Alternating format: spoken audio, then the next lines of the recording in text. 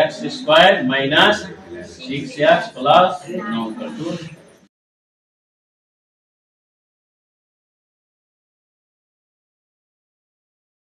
अब यसलाई के गर्ने भने फर्मुलामा मिलाउने, गर पूरा गर्ने, पहिला पूरा छ कि छैन गर्ने। ल यो भयो x को स्क्वायर, अच्छा सानो भयो x स्क्वायर भयो।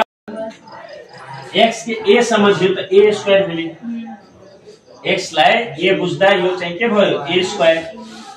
माइनस वाला छ भनेपछि अब माइनस 2ab हैन, माइनस 2ab चाहियो कि चाहिएन?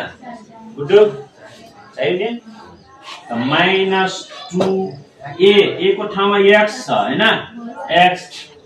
अब b, त b को ठाउँमा कति लिने यो दिनको हैन, b को ठाउँमा 1 लिने कि 2 लिने कि 4 लिने कि x लिने कि y लिने। यसको लागि के गर्ने भने यहाँ हेर्नु, यहाँ कति छ 6x, यो दुईटालाई मल्टिप्लाई गरेर कति भयो 2x भनेपछि b को भ्यालु 3 राख्यो भने के हुन्छ 6x हैन।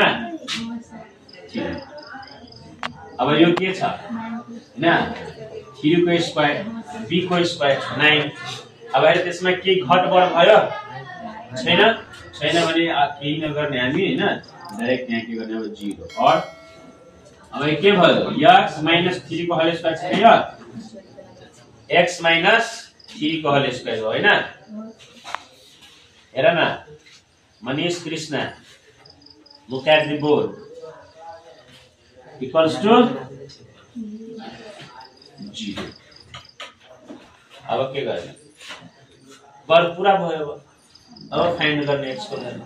यसको मतलब के रहेछ भने x स्क्वायर को मतलब यो पनि हो नि त, x minus 3 into x minus 3 हैन।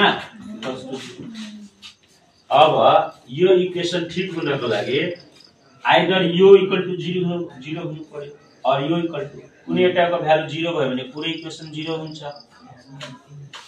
अब के गर्ने भने either x minus 3 equal to 0 भयो भने न x इक्वल टु के हुन्छ,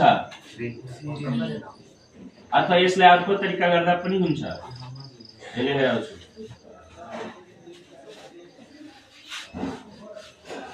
दुईटै भ्यालु 3 नै आयो भनेपछि यो वर्ग पूरा भयो। यहाँ देखि यहाँसम्म हामीले के गर्यो वर्ग पूरा गर्यो। वर्ग पूरा भइसकेपछि अब यसको के गर्यो भने भ्यालु फाइन्ड गर्यो। यो बुझ्यो, कसले बुझ्यो? नबुझ्नेले ह्यान्ड राइज गर्ने, जसले बुझेन ह्यान्ड राइज गर्ने। ल राइज योर ह्यान्ड। बुझ्यो सबजना? ठीक छ, यो लेख हैन। त्यसपछि अब गाह्रो वाला आउँछ, अब यो सजिलो वाला छ।